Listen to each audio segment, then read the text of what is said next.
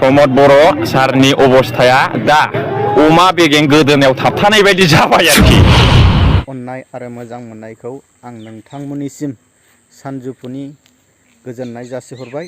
आं दिनै नोंथांमोननिसिम जे प्रेक्टिकेल जे बसुमतारिया हाग्रामा महिलारि सारजों आर'नाइ गानजादों, दा बेखौ आं नोंथांमोननो शेयार खालामनो सानदों। नोंथांमोनहा थाम्बनेइलाव नायनानै बुजिखाबाय जानांगौ।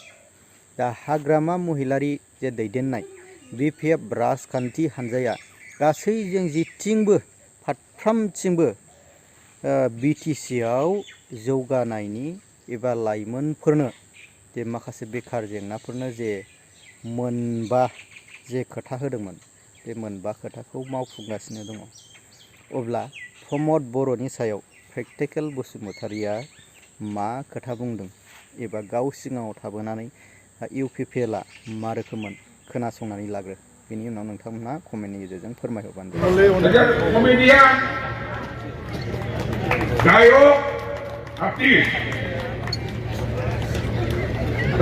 गसाइगाव डिस्ट्रिक्ट BPF नि मास रेलियाव फैनानै गसाइगाव डिस्ट्रिक्ट BPF आव वेलकाम खालामदों आरो गोबांथार स्टेट बेंकआव मावग्रा आरो गोबां UPPL नि कंग्रेसनि बिथांमोनाबो जइन जादों दिनै नैबे गसाइगावनि जोंनि BPF नि मास रेलियाव। आं बेखौनो फोरमायहरो दिनै प्रमद बर' सारनि अबस्थाया दा अमा बेगें गोदोनायाव थाबथानाय बायदि जाबाय आरोखि। ना जादेरनो हायो, ना बुंनो हायो, ना रायलायनो हायो। माने UPPLआ खुनु मोनसे एजेन्डा गैला। रायजो राजानाव मा होननानै भट बिबावनो, जेबो बिसिना एजेन्डा मथ' गैला। प्रमद बर' सारहा 25 बोसोर BTC नि चिफ जानायनि सिमां दंमोन आरोखि। आं बेखौ UPPL नि नेताफोरनाव, आबसुनि नेताफोरनाव सिरि सिरि सोंखोमानानै माने नायबिजिरनानै मिथिदों। बिथाङा प्रमद बर' सारा 35 बोसोर बैसोआवनो सेन्ट्रेल एबसुनि प्रेसिडेन्ट जादों खायदा खायसि खालामनानै।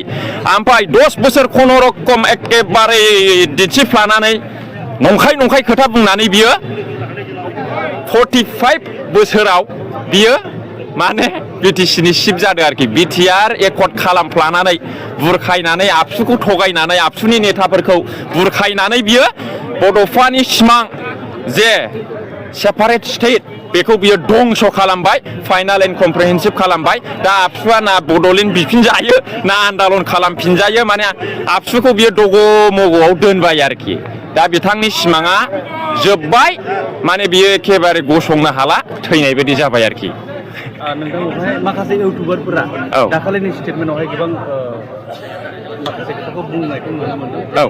सासे हारिनि एक्टर जानानैहाय उदाङै माने पार्टियावहाय लोब्बा लाखिनानै। आच्छा, आंहा मोनसे पलिटिक्सनि सिमांसो दंखायो। आङो माने कालसाराव बिदि पार्मानेन्टलि गान खननानै एक्टिं खालामनानै जागोन बा मावलांगोन आंहा बिदि गैया। आं दिनैसिम खुनु दामग्रा देग्रा हेन्डजों प्रेक्टिसबो होफेराखै। आंखौ मानसिफ्रा लेंहरो, आं डाइरेक्ट गानखौ खननानै डायलग होनानै फैयो आरोखि। आंहा खुनु बिदि कालसारनि सारेगामा प्रेक्टिस गैया, एक्टिंनि ट्रेनिं गैया।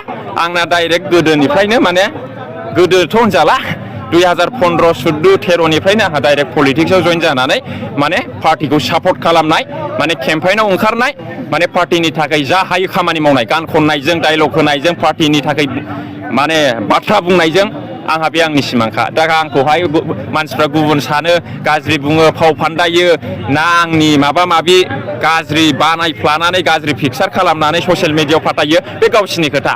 आङो आंनि खामानिखौ, आंनि सिमांखौ आङो मावफुंलांगोन आरोखि। फैबाय थानाय समावहाय, उननि समावहाय नोंथाङा खाबु मोनोब्ला 10 बा 15 बोसोरसोनि उनाव नोंथाङाबो इलेक्सन गेलेनो दङ नामा?